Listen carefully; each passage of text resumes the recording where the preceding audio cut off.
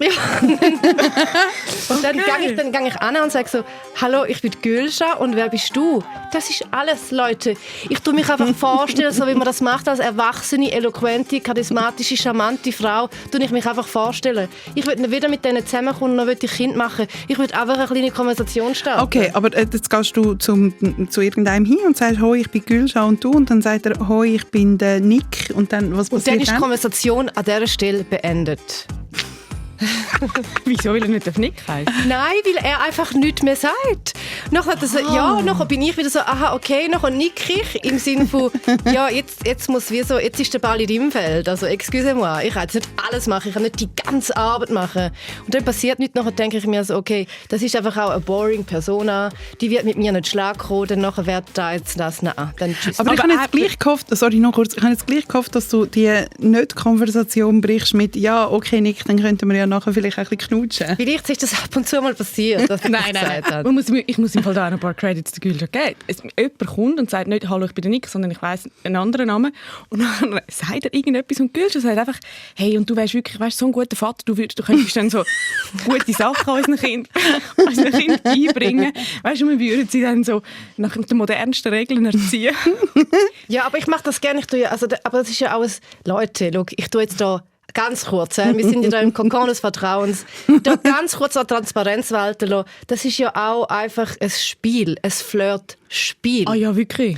Und keiner von den Männern kann darauf eingehen. Weißt, für die Männer ist es dann kein Spiel mehr, sie nehmen das ernst. Und das ist für mich schon ein Abturner per se. Dort ist bei mir gerade alles eingerechnet. Du bist aber leider Gottes, glaube ich, ein Abturner für sie, weil es ist ja schon so, dass der Zürcher... Nein, musst jetzt hören. Nein, nicht, weil du die Gülscha bist, aber du bist eine Zürcherin, eine Mit-30erin, und sie haben Panik, okay, die Gülscha kommt, stellt sich vor und will ein Kind. Ja. Und das ist wirklich das ist ein grosses Problem. Ich weiss es nicht, aber wir können... Also ich will vor allem jetzt auch da einsteigen, weil wir sind thematisch total bei dem Thema, das ich nachher besprechen will. Ich will heute über Red Flags reden. Also über die Sachen, die alle Alarmglocken zum Läuten bringen. Jetzt nicht, was wir machen oder die Gülscha macht, sondern was die Person, die wir kennenlernen, machen. Zivadili-Ring. Hä? Der SRF-Talk mit der Maja Zivadinovic, der Gülscha Adili und der Ivan Eisenring. Zum 10. Mal sitzen wir jetzt schon hier im Studio und besprechen all das, was wir auch besprechen würden, wenn niemand zuhören würde. Das ist der nicht mehr ganz so neue SRF-Podcast «Zivadili-Ring». Ich bin Ivan Eisenring und bei mir sind Gülscha Adili und Maja Zivadinovic. Und in der 6. Episode haben wir über toxische Beziehungen geredet. Also ihr habt beide von euren Erfahrungen erzählt. Und wir haben am Schluss diskutiert, ob man das früher wie checken, was da auf einem zukommt. Und wir haben ganz, ganz viele Nachrichten bekommen, Leute, die uns geschrieben haben, etwas Ähnliches erlebt haben. Und sie wollten auch wissen, was sind denn die Red Flags, also die Sachen, die man am Anfang hätte bemerken können. Und über diese Red Flags reden wir heute. Ich habe verschiedene zusammengestellt und will dann jeweils von euch wissen, ob ihr findet, das ist jetzt wirklich etwas, wo man muss sagen, ui nein, Alarmstufe rot, da müssen wir gehen. Oder ist es einfach ein Tick und nicht so schlimm und muss das Auge zudrücken? Gott, ich bin so gespannt. Ich bin auch sehr gespannt. Zuerst will ich aber wissen, ob ihr denkt, dass es wie so allgemeine Red Flags gibt oder ob das etwas mega Individuelles ist. Also was du findest, ist eine Alarmglocke, läutet eine Alarmglocke, ist bei dir ganz anders. Das war mein Magen. Oh mein Gott, ich habe nicht gehört. Wirklich, ich habe ihn im Fall auch gehört. Ich habe mega Hunger. Schau, ich habe keine Zeit zum Morgen machen. Okay. Was? Ich habe leider keinen Energieriegel dabei. Scheiße. Okay. Snackadilly. Ja, schlecht. Aber es ist kein Witz, ich habe alle Gäste rausgenommen. Ich habe sie ja, bevor wir im Ausgang sind, habe ich mehrere Energieriegel reingestopft. Dort habe ich wirklich erst gedacht, du bist die lustigste Person. Hast du etwa 4 oder 6 mitgenommen? Ja. Weißt du, falls einer jemand will? Also jemand einen will? Ja. Weißt du ja nie. Weißt du ja nie. Hey, wenn wir ein Kind machen, brauchst du einen Proteinriegel. Ja, genau. Ja. Auf Okay. jeden Fall. Also ich habe das Gefühl, es gibt so allgemeingültige Red Flags, wo intuitiv Frauen spüren, oh, Alarm, Alarm, Alarm. Zum Beispiel? Zum Beispiel, er trägt eine Montclair-Jacke. Dann denken alle Frauen, also ich habe mal eine Umfrage gemacht mit allen Frauen auf der Welt, bei Montclair-Jacke ist wirklich so Alert. Nein. Ja. Und abgesehen von dem? Weiß ich jetzt gerade nicht. Ich finde, es ist ein Red Flag, wenn der Typ die ganze Zeit nur über sich redet und auch viele Stimmungsschwankungen hat. Mhm. Das ist ein Typ, an den bin ich ganz oft angelaufen. Und die sind mega lässig und total unterhaltsam und eloquent und alles. Und so spätestens beim 4. Date merkst du, hey, fuck, ich bin einfach seine Stimmungskanone. Die Frage ist, gibt es Allgemeingültige, die für alle Frauen? Weil vielleicht gibt es auch Frauen, die das im Fall lässig finden. Weil wieso sagen, ich kenne Frauen, die sagen, weißt, ich rede mega nicht gerne, also ich mag nicht gerne erzählen. Weißt, vielleicht ist das individuell. Gut, ich weiss gerade kein Allgemeingültiges. Allgemeingültig. Lügen finde ich ist allgemeingültig. Unzuverlässig sein finde ich ist mega schwierig. Und Gewalt. Also, die erste, die ich aufgeschrieben habe, der erste Fall. Okay. Man lernt eine Person kennen und nachher verspricht sie sich zu melden, dass sie sagt, ja, ich melde mich diese Woche und sie macht es nicht. Ist das ein Red Flag oder muss man denken, hey, look, jeder hat halt viel zu tun, wir sind busy people, kann mal vorkommen? Das ist für mich absolut kein Red Flag. Wir sind da Millennials oder wir machen sogar teilweise mit Gen Z Leute ab. Und die Leute sind busy, sie sind auf Bumble, auf Tinder, auf Grindr, auf WhatsApp und auf LinkedIn und dann nachher geht das unter. Für mich ist das noch kein Red Flag, sondern jemand, der entweder versucht, mit irgendwelchen schlechten Tricks sich interessanter zu machen, als er ist, oder einfach ein verpeilter, herziger Knuffeldude. Was findest du, Maya? Ich finde es ein Big No-Go. Wenn du findest, du meldest dich, dann meldest dich. Und wenn du dich nicht meldest, dann gehe ich sehr schwer davon aus, dass du nicht auf mich stehst. Und dann ist das auch okay. Aber dann wollte ich nichts mehr wissen. Dann ist mir da das verpeilte, unverbindliche, auf allen Plattformen aktiv sein mega egal. Ich finde es unanständig. Ich finde es wirklich auch einfach unanständig. Das machst du einfach nicht. Aber ich bin eben manchmal die sich nicht melden. Ich bin manchmal dann, ja. Ja, voilà. Vielleicht der Grund, dass wir noch nicht zusammen sind. Manchmal passiert doch das. Nein, ich finde, das ist ein Red Flag. Aber jetzt sehen wir ja quasi mal die andere Seite. Ich bin ja nett und ich bin ja zu... Also.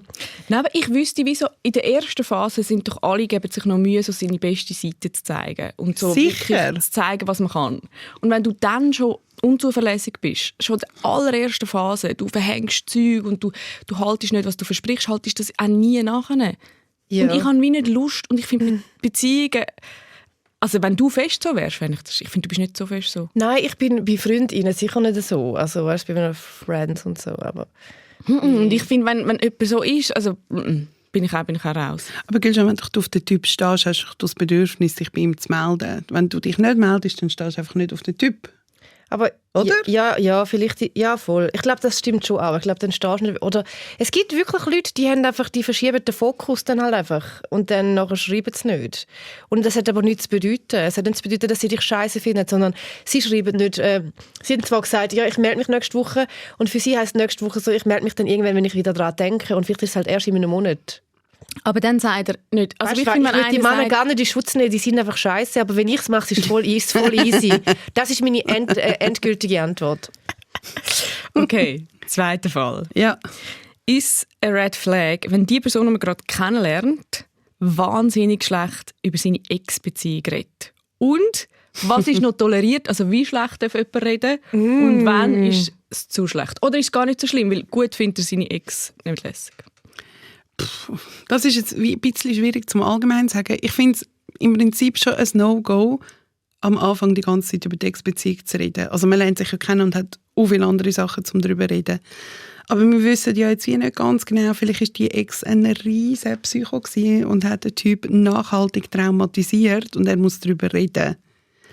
Dann bist du die Person. Nein, ich bin sicher nicht die Richtige dafür, aber ich würde jetzt, wenn ich es in Prozent sagen würde, ich jetzt sagen 80% Red Flag, 20% muss man individuell Fall für Fall anschauen. 20% Orange Flag sozusagen. Für mich ist es auch so eine Dosierung, wie schlimm dass er über seine Ex-Freundin redet und wie häufig. Also weißt, es hat ja eigentlich keine Relevanz fürs Kennenlernen oder fürs Zusammensein miteinander. Es sei denn, es hat eine Relevanz. Wenn jemand, wie gesagt, mega traumatisiert ist und dann kann man schon so in Etappen, kann man dann schon so etwas erzählen.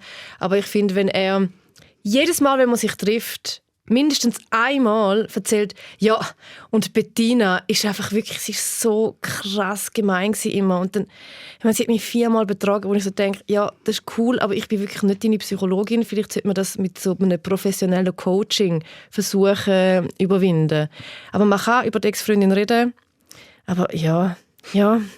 Ich finde über Ex-Beziehungen reden in unserem Alter völlig okay. Ganz kurz, ich würde auch mit so Prozent. Okay, Prozentsatz, genau. Prozent, ja. Ich würde sagen, es ist 40% ein Red Flag und 60% ein Orange Flag. Ich glaube, die Leute, die zuhören, kommen jetzt nicht mehr raus. Doch, die sind schlau, Yvonne. Das glaube ich. Die Leute sind weißt, wie schlau. Ja. Die checken uns, die verstehen uns. Absolut. Leute, die diesen Podcast hören, das sind die intelligentesten, charismatischsten und schönsten SchweizerInnen, die ich kenne.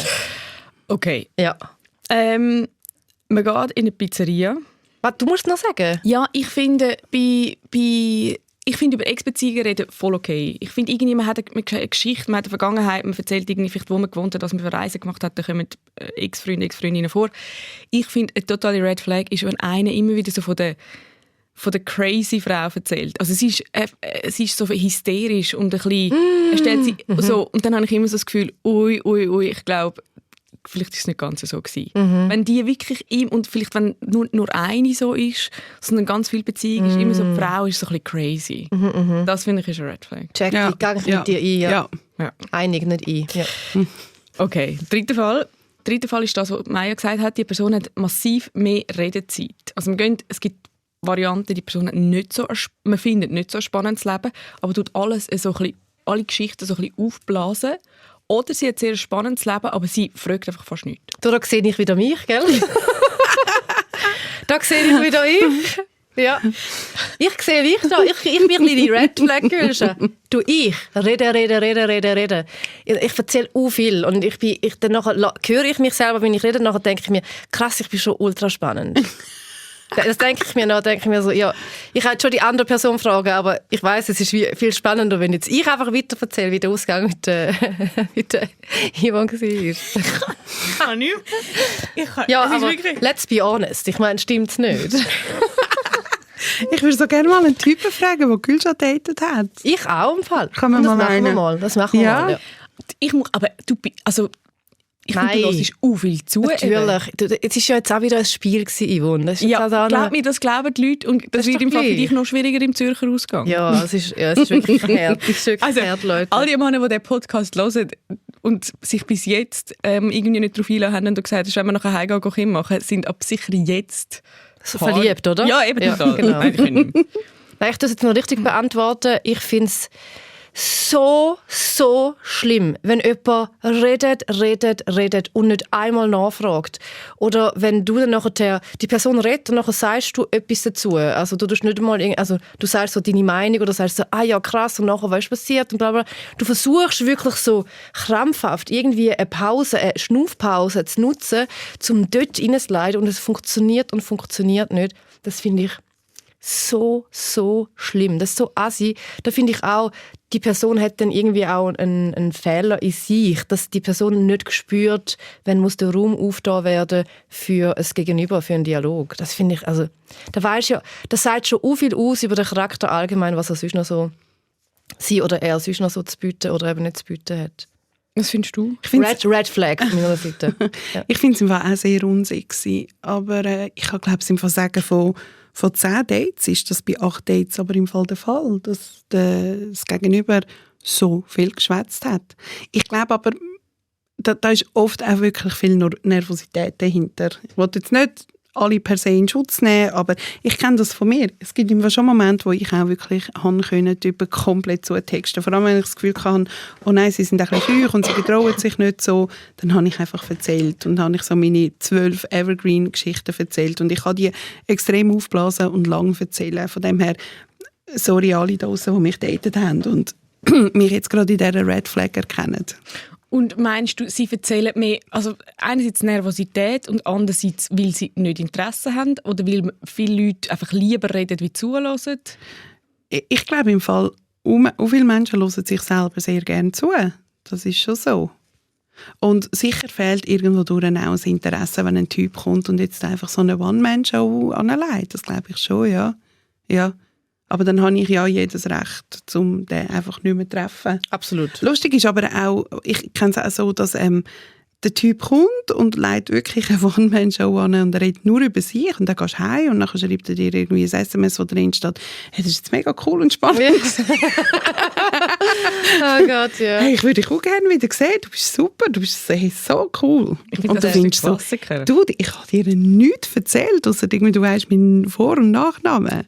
Ich finde, das ist der Klassiker. Also ein Date und man erzählt eigentlich nichts und nachher kommt eine Nachricht, hey, es war so ein schönes Gespräch, so eine gute Diskussion dabei, es war wie einfach ein Vortrag gehalten gewesen. Ja. Und auch noch gut sind dann Leute, dann sagt man mal so etwas, so, ja, ich schreibe Bücher und dann kommt, ich weiss genau, wie du bist. Ja, die Fernanalyse. Eine kleine, ich würde im Fall sogar sagen, du sagst 8 von 10, ich würde sagen 9 von 10 habe ich zugelassen. Ja. Ah ja, krass. Ja. Oder was auch geil ist, oder du sagst, ich habe ein Buch geschrieben und er sagt dann so, das habe ich auch schon immer mal machen. Und sie schaffen es wirklich einfach, egal was du erzählst, zack, wieder zurück auf sich selber. Boah, das langweilt mich gerade jetzt schon. Ich habe schon wieder innere Beklemmung, wenn ich daran denke. Einfach nur müssen hören und nie... das ist ganz unangenehm. So gesehen machst du es verdammt clever mit ich bin Gülschan, wenn wir nachher ein bisschen knutschen. Ja, du sparst dir da den ganzen Schissel. Monolog. You're welcome, guys. Nein, aber dafür, wenn du dann mal jemanden kennenlernst und es ist nicht so, das ist gemein. Super. Ja, Und es ist wirklich ein Interesse und es kommt eine Nachfrage und es ist dann so, und was hast du dort gemacht? Und du merkst so, der ist dabei beim Gespräch, der wartet nicht einfach, bis du Luft holst, damit er wirklich die 2 Sekunden, wo du gerade hast wollen, etwas sagen, wieder kann einhaken. Ja. Dann bin ich, also ich meine, das ist dann... Und dann, Achtung, warte ganz kurz. Und dann, Yvonne, Maja, sind da bei mir. Und dann noch, dann ist er auch noch lustig. Und dann ist er auch noch ein bisschen gescheit. Ja. Oh la. Und dann schmeckt er noch ein bisschen fein. Ja. Aber wir müssen mein wirklich Gott. sagen, es gibt im Fall viel von diesen Typen, die Wo, Gülschan jetzt Maja? gerade beschreibt. Wo denn? Jetzt Wo? wirklich, gehen wir mal auf Bern. Gehen wir mal auf Bern. Okay. Und dann- Ist dein Freund von Bern? Gar nicht. Aha, okay. Gar Ich nicht. meine, vielleicht hast du dort einen guten gefunden und empfiehlst Nein, jetzt zu ich sage ja, die gibt es auch in Zürich, aber offenbar nicht gerade dort, wo ihr seid und darum gehen wir mal auf Bern. Okay. Geht einfach mal so als Experiment auf Bern. Was ich auch schlimm finde, ich finde es nicht eine Red Flag, aber ich denke dann einfach, das geht nie, wenn ein Mann ein Storytelling hat, wo in die direkte Rede ist. Also er sagt, und nachher habe ich gesagt, wenn wir etwas essen. Und mein Kollege hat gesagt, oh ja, komm, wir gehen etwas essen. Und ich habe gesagt, auf was hast du Lust? Und mein Kollege hat gesagt, ich weiss gerade nicht. Ja. Hey, und das passiert mir, also das finde ich ist jetzt nicht eine Seltenheit. Dass Wirklich? Dabei, also ich meine, du könntest ja einem Satz sagen, wir waren in einer Pizzeria gewesen. Ja. Aber das ist einfach die sogenannte Ausschmückung, die muss passieren. Darf ich kurz einen kleinen Red Flag dazwischen schieben? Mach. Ich finde, eine absolute Red Flag ist für mich, wenn Leute Fotos von sich posten auf Instagram oder wo auch immer, mit einem selber gegangelten Fisch in der Hand. Siehst du das Wirklich? oft, Gülschan? Ja. Das sehe ich jetzt, also, das sehe ich jetzt wirklich selten. Ich weiss nicht, ob ich Oder auf all diesen Plattformen, wo man halt dann so ist, wo man so durchswiped. Okay. Das ist für mich ein absolutes No-Go. Wie, aus Gründen von der Tierliebe? Also Entschuldigung, dass ihr überhaupt jetzt noch nachfragt. Also wieso? Nein, das ist doch völliger Abturn. Schau mich an, ich bin ein wilder, krasser Dude. Ich bin an einem See gestanden, 8 Stunden und habe etwas in die Szene gekippt und jetzt habe ich das selber gejagt. Okay. Ist für dich auch ein Red Flag, wenn jemand einen Wurst-Käsesalat bestellt in einem Restaurant? Ja, ein Orange-Flag. Ein Orange-Flag, Wie ja. weit du als Veganerin, wie weit gehst du mit? Also ab wann bist du raus? Hey, ich so bei den ersten paar Treffen wird kein Fleisch bestellt und ja. Ah, wirklich? Also dann darf jemand nicht Fleisch Ich weiss bestellen? nicht, Yvonne. Ich weiß auch nicht. Es ist schwierig zu sagen. Also wenn er intelligent ist, eloquent, gut schmeckt und mir ein bisschen reden nischen lässt, dann kann er von mir aus auch ein Rohsteak essen. Ich meine, nein, ich weiss nicht. Nein, ehrlich im Fall, für mich ist das schwierig. Ganz ehrlich, Real Talk. Hey, als Veganerin, jemand, der so voll der Fleischtiger ist, not gonna happen. An einem Abend mal betrunken ein bisschen rummachen, eventuell. Aber sonst ist es, das ist so eine Lebenseinstellung von mir. Das sind so meine Grundwerte. Und wenn die andere Person das überhaupt nicht so einsieht und da jetzt noch Fleisch isst und Migrabudget, Chicken Wings und weiss auch nicht was. Oder Pre-Garantie, eins von beiden. Aber was machst du jetzt, wenn du dich extrem verliebst in diesen Typ und alles ist hure gut, außer eben, er isst Wienerli und Chicken Nuggets und all das. Dann würde ich das mit der Felicitas Anbauung besprechen. Sie ist Paartherapeutin und auch Antitherapeutin und sie kann mich sicher dort durchcoachen. Sie hat auch selber einen Podcast, Beziehungskosmos, den ich sehr fest empfehle. Sie hilft einem bei so Sachen. Ich weiss jetzt gar nicht. Gut. Ja. Hast du etwas, wenn jemand etwas bestellen würde, wo du raus wärst? Nein. Nein, wirklich nicht. Also bei dir dürfen wir alles essen? Ja. Ja. Und auch wenn jemand im Kühlschrank wirklich so ganz viel eben so Garantie Mikrobütchenfleisch hat? Und mich aber sonst wirklich gut behandelt und wir haben es super. Und ja, schau, sorry, alle Veganer da draussen, es tut mir leid. Und VeganerInnen. Ja, genau. Nein, im Fall, ich bleibe. Ja. Ich bleibe. Du, Yvonne? Ich fände so ganz und billiges Fleisch schon schwierig. Aber weil ich das auch so, das ist so eine, also ich bin ja nicht Veganerin, aber ich fände, glaube so, ich finde, das hat so eine Einstellung, dass man billiges Fleisch kauft, hat man so kein, was sagt man dem? Man findet es nicht mal wertvoll, Fleisch essen. Ja. Ich glaube, das finde ich schon schwierig. Ja, aber ist das ein No-Go? Ist es ein Grund zum das Kennenlernen abbrechen? Wow, das ist mega schwierig. Ich glaube, die Männer, ich habe das noch nie erlebt. Ja, ich habe es auch nicht erlebt. Ich habe es auch nicht erlebt. Aber Das spricht für uns. Komm, wir gehen weiter. okay, wow, das ist ein Reizthema für die Maya, ich merke schon, ja. Die Person, die man trifft, kommt zu spät als Treffen. Wie viel zu spät ist okay? Oder ist es anders beim ersten Treffen oder beim zweiten oder beim dritten? Also so beim ersten geht gar nicht, beim zweiten, dritten, ja, liegen so 10 Minuten drin. Und kommt es darauf an, was der Grund ist und ab welcher Minute gehen ihr? Kannst du mal zuerst antworten, Yvonne? Was? Da kann ich noch ein bisschen überlegen. Nein, lustigerweise hätte ich im Fall auch die Yvonne gefragt und ich erkläre nachher, warum. Okay. Ja, weil ich laufe davor nach 7 Minuten. Spätestens. Das ist nicht wahr. Oh ja. Nein, das ist wirklich nicht wahr, oder? Boah, geil. Wirklich? Faust Bist in die schon Luft, gegangen. Queen. Yes, geil. Wenn man mir schreibt, hey, ich bin zu spät, alles easy. Dafür, wenn einer sagt, ich komme auf die 8 und er ist 59 Leute zu der Tür, dann bin ich, bis der bei mir da oben ist, eigentlich, auch wenn es kollegial ist, schon nackt. Nein. Nein, ich finde, also ich meine, ich bin auch oft, es hat 5 Minuten spät, ich finde alles bis 5 Minuten liegt drin. Dann muss man auch nicht schreiben, aber ich finde, wenn es länger wie 5 Minuten ist, und es ist so das erste Treffen, wo man immer noch davon ausgeht, dass man sich so versucht, von der besten Seite zu zeigen. Mhm. Und der Grund ist dann auch gleich? Wenn er im Ja, dann Nachhinein... schon weg. Ja, stimmt. Also, ja, okay, gut. Nein, ich finde wirklich, man kann schreiben. Und dann kann man auch schreiben, hey, ich bin wirklich jetzt gerade, keine Ahnung, 20 Minuten spät, weil das Tram ist nicht gekommen oder irgendwas. Das geht alles. Aber wenn man nichts sagt, dann finde ich gar nicht, liegt nicht so viel drin. Ja. Bei dir, Maya? Ich finde es auch nicht so cool, ich finde es jetzt aber auch nicht so ein Drama. Ich finde es wirklich nicht so schlimm. Ich finde es nur aber das ist einfach vielleicht, weil ich mit dir befreundet bin, Yvonne. Weil ich immer zu spät Du bist eine meiner unpünktlichsten Freundinnen. Was? Und du? Was? Eben darum ist es so grossartig. Aber Ich muss zu ihrer Verteidigung sagen, sie schreibt schon. Ich schreibe immer. Aber ich weiss immer, wenn wir sagen, hey, schau, wir treffen uns am 11 Uhr dort und dort, dann weiss ich, dass Yvonne im Leben nicht am 11 Uhr dort ist. Aber das macht dann nichts. So ich lustig. weiss es und das ist so okay. lustig. Das kann ich ja nicht Totale glauben. Doppelmoral. Nein, aber nein. Stopp. Wir müssen sagen, wenn Mai und ich machen wir meistens ab, dass wir arbeiten, irgendwie einen Kaffee. Und Ja. dann sage ich komme auf die 11 Uhr dort an und das stimmt, dann kann es sein, dass ich um 2 dort bin. Aber ich tue eigentlich alle 10 Minuten updaten, immer wieder mal schreiben, was gerade bei mir läuft. So, jetzt bin ich gerade am Haarföhnen. So, einerseits. Und wir sind uns nicht mehr am Kennenlernen. Ich bin sicher, als wir uns kennengelernt haben, bin ich immer pünktlich gewesen.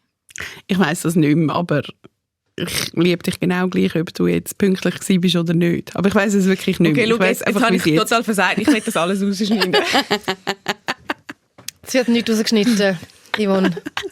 Ich finde es, meine Antwort sagen, ich finde das null Red Flag, wenn jemand Sport kommt, dann kann er auch eine Viertelstunde. Und ich finde es weird, wenn er nicht schreibt. Also das gibt es gar nicht, dass jemand nicht schreibt, dass er zu spät ist. Also das ist im Leben der Handys noch nie passiert, dass jemand einfach eine Viertelstunde nicht zu spät kommt und nicht geschrieben hat. Ah doch, das ist schon passiert. Also Entschuldigung, mit wem hängst denn du ab? Ja, bin mal ein bisschen in New York und in Paris, da kommen alle spät. Entschuldigung, bist du noch ein bisschen in New York und in Paris? Ja. Und dann wirst du total aggressiv und meine Freundinnen dort finden, ich bin viel zu streng, weil ich wirklich einfach immer mal wieder davonlaufe. Ja, weißt du, vor allem in Paris, das ist doch so, keine Ahnung, La Dolce Vita. Laissez-faire. Ja, ich kann mir gerade sagen. Savoir-vivre. Ja, genau. Einfach ein französisches Wort. Einfach Dolce Vita. Insert ein französisches Wort. Und in New York Baguette. ist man einfach so, es ist so alles so verbindungslos und man ist dann dort und dort und ist man an einer Vernissage und dann geht man an einer illegalen Rave und dann macht man dort so Bodypainting plötzlich. Ja, das machen die ganze Zeit Leute Bodypainting. Manchmal kommen die Männer angemalt. Das ist wirklich... Sorry, dass ich immer da so reinhuste. Okay, und nachher ist man bei diesem Treffen, das hoffentlich stattfindet, weil noch nicht jemand gegangen ist und die Person ist nicht nett zu der Bedienung im Restaurant. Oh, schwierig. Ganz big No-Go. Aus, ja, raus. aus. Ja. Da gibt's, ich glaube, das müssen wir im Fall gar nicht näher drauf eingehen. Es ist einfach wirklich Nein. Die Person gibt kein Trinkgeld. Nein, geht nicht. Geht auch nicht. Ausser die Bedienung ist wirklich unter jeder Hurenau. Ja, das finde ich auch. Wir sind uns total einig. Voll. Aber ich finde auch kein Trinkgeld geben mega schwierig. Ja, Schlimm. ich auch. Also wirklich. Und nicht sie finde ich auch mega schwierig. Ja. Wirklich ganz, ganz schwierig. Jemand gibt ganz wenig Trinkgeld, sodass du so findest, das sind nie 10%. Das ist so... Franken 30, so Ja, aufgerundet. auf so ein 50 Franken essen. Nein, für so 60 Franken Menü nachher gibt es so schlimm. 70 Rappen. Finde ich mega dumm. Ja, nein, es geht nicht. Ich bin wirklich lächerlich. Ich würde sagen, gut, nachher würde ich noch einen 5 lieber an tun, weißt du, was ich meine? Ja, ich auch. Aber Ja. extra so provokativ. Ja, ich auch. Pascal, also weil sie hat gearbeitet für uns. Also, Wann ist das? Ich hatte das mal gehabt und nachher hat die Person mit der Karte gezahlt, hat kein Trinkgeld gegeben und ich hatte kein Bargeld dabei gehabt. Oh, schrecklich. Und ich war völlig im Dilemma gewesen. Ja. Ich überlege dann, soll ich jetzt wieso nochmal sagen, ja, kommen Sie mal, ich will ein Trinkgeld schau, mit Yvonne, da wäre ich, aber Karte. da hätte ich den Kellner mit an den Rand genommen und gesagt, kannst du rasch auf Bubs schauen? Wenn man kein Ich weiss, wie es geht. Wenn man kein Bargeld dabei hat, dann kann man einfach so vielleicht arbeiten. Ich hätte im Fall am Typ gesagt, du, ich habe keine Münze, kannst du das Trinkgeld geben? Ich hätte mich im Fall total dumm gestellt. Ja, nein, er hat schon gezahlt. Also, die Rechnung kommt, Ja, der Typ sagt, ich übernehme, ja. zahlt und ich sehe aber, dass er kein Trinkgeld Eben, ja, dann würde ich im Fall wirklich sagen, oh hey, ich habe im Fall gerade kein Bargeld, kannst du das Trinkgeld geben? als wäre es ganz logisch, dass ich Trinkgeld gebe. Gut, Einfach clever. als muss man finde einfach, ich, man ja. gibt Trinkgeld. Finde ich Und gut. er hat jetzt wie mit der Karte nicht gegeben. Ich gehe davon aus, dass er hat Bargeld geben und ich will mich da einmischen und will auch Ja, geben, das ist aber ich recht. habe nichts, bla bla Geiler bla. Move. recht. Geiler Aber Move. einfach Ja. so, du, ich habe gerade keine Münze, kannst du? Ja, du hast recht. Kannst du nicht nochmal die Karten anheben? Ja, oder irgendwie so, genau. Jetzt haben wir noch ganz viele Red Flags, aber wir sind so ein bisschen am Ende der Zeit und wir müssen noch einmal würfeln. Ich schlage vor, dass wir beim nächsten Mal die nächsten Red Flags Oder beim weitermachen. übernächsten Mal oder so, weißt du, die Leute einfach so ein bisschen heiß behalten, gell? Weißt du, was ich meine? Vielleicht kommt das nächste Mal, vielleicht kommt das übernächste Mal einfach pam. Wir Wir schauen. wissen ja nicht, was bis zum nächsten Mal passiert. Das stimmt. Vielleicht schlafe ich gar nicht mehr ab am Donnerstag. Oder ich gehe Umfragen machen bei allen Männern. Wieso, Oder dass du bist sie in mit mir Bern nicht- gewesen. Oder Ah, wir wir gehen auf sind- Bern und kommen nicht mehr zurück. Hey, ich finde, wir machen noch einen Bern-Ausflug. Vielleicht nicht das Wochenende, aber Bern ist on Ja, the list. ich finde es im Fall auch. Wieso kommen wir gerade auf Bern? Nicht mir, die Maya hat Ja, noch wieso Bern. kommst du gerade auf Bern? Wieso nicht Berndeutsch ist Luzern super. oder so? Komm jetzt, Berndeutsch ist verdammt Oder gut. ist es Bündnerland? Ja, das wäre jetzt ein Lied so auf der Hand. Schau, Das ist ich so gehe cool. jetzt 10 Tage auf Paris. Ich sage der Gül schon immer, komm mal mit auf Paris. Es passiert einfach nichts. Aber ich kann doch nicht Französisch, also die Sprache. Also, würfeln wir jetzt. Wow. Würfeln wir. Kannst du noch mal erklären? Das Würfelspiel ist schon Ja, da bist du jetzt sogar noch ein bisschen baff, gell? Ab meinem- ja, und dass du so, weißt, so Sachen sagst, die ich machen muss, da komme ich gar nicht raus. So Entschuldigung. ein bisschen Befehl Nein. droppst. Ein bisschen den Infinitiv auspackt. Ja, wirklich. Wir spielen das Würfelspiel ohne Übergang. Die Gülsch hat 3 Würfel vor sich. Ich habe 18 Fragen vor mir. 2 davon kann man nicht beantworten, weil es ist Frage 1 und 2. Und die restlichen Sachen habe ich mir wirklich ganz frisch überlegt für heute. Wir haben 13. Ui, gute Frage. Ui. Was ist das? Welchen Aspekt beim Sex findest du überbewertet? Ich weiss es. Sag. Die Stellung 69, das bringt doch nichts. Das bringt doch niemandem etwas. Das ist doch ein Scheiß. Also entweder gibst oder nimmst, aber so beides gleichzeitig, ich bin aus. Finde ich ja. Finde ich auch. Stellung Ja, 69 finde ich ja. meistens ein Durcheinander. Es passiert wie zu viel. Oben, unten, Zeug, Sachen, finde ich auch. Ich habe mir das erste Mal noch vor mir, aber ich kann es einfach so rein, so, kann man so hypothetisch droppen. Aber ich muss gerade überlegen, was das... Hast du schon etwas? Also, ja. Ich finde, vor allem auf Schweizerdeutsch, Dirty Talk. Ja gut, das. Nein, da bin ich dabei. Ich kann gerade sagen, Nein, da das bin ich ist dabei, garantiert, Leute. Gülscha macht's. Da bin ich im Fall noch dabei. Was soll ich jetzt machen? Soll ich? Ich hätte jetzt mal schon, ich hätte schon hure gerne einen Spruch. Nein, Komm mal, Gülscha. Wenn du die Queen bist vom Dirty Talk. Ja. Wie tönt das bei dir? Leute, schau, ich habe ein bisschen Gänsehaut, weil ich kann das jetzt niemals machen, aber auf Schweizerdeutsch, it goes. Wie denn? Nein, Vor allem dann sagt sie, it goes. ja, ich muss dann noch einmal vorzeigen. Ich hätte das nicht hier im nationalen SRF-Podcast. No, sag mal so einen Satz, wo du Nein, Yvonne, wirklich. Also ich kann nicht so dosieren. Entweder ultra dirty oder cute. Also etwas in der Mitte kann ich nicht. Und das, was ultra dirty ist, das würde die Leute verschrecken. Weißt du, wie ich meine? Da würden die Leute wirklich, da würde der Leserbrief kommen, die Ombudsstelle oder Ombudsstelle, wie das heisst, die wäre wirklich überflutet. Darum nehmen wir das. Weißt du, wie sagst du denn zum Beispiel, sagst du Käfer? Was sagst du? Was, das habe ich Sie jetzt heisst der Käfer, was sagst du? Also, weißt, nur schon, wie tust du die Person ansprechen? Mit dem Namen. Mit dem Namen? Viel den Namen benutzen. Ja. Viel den Namen Viel benutzen. den Namen ja, das ist schon... Jawohl. Und kommst dann du Dirty Talk zurück über? Ja. Wie kommt das an? Also beschreibst du, was du erlebst? Einfach so, du wie so Fußballkommentatorin noch immer so sagen, was du jetzt... Nein, mehr so, was die nächsten Schritte sind. Ah, du gibst Befehl? Eher. Mehr Infinitiv? Nicht Befehl, sondern so... Wie sagen wir? Imperativ. Ich bin mit Leitplanken. Oder ich wäre, wenn ich dann das erste Mal habe. Okay. Leitplanken. Also du haust einfach so... Und jetzt... Wie machst du mich nach, Yvonne? Hörst du mich so? Tön ich für dich so? Wie machst du jetzt nachher? Entschuldigung? Beim Dirty Talk, ja. Okay, ja. Aber warte, ich will dir noch etwas überbewertet sagen beim Geschlechtsverkehr. Ich finde überbewertet... Nein, ich kann im Fall gar nichts sagen. Aber ich finde 69 finde ich auch so... Doch! Oralverkehr. Per se? Nein, nicht per se, sondern... Also ich tue jetzt da mich outen. Ich finde wirklich so... Ich tue nicht gerne receiven. Wieso? Ich bin, glaube ich, die einzige Frau... Also wenn ich jetzt mal... Ich weiß auch nicht, es ist wie so... Kannst du wirklich... Das macht mich hässig auf die Männer, die du bis jetzt hast. Ja, Entschuldigung. Letztens habe ich einen Watson-Artikel gelesen. Mhm.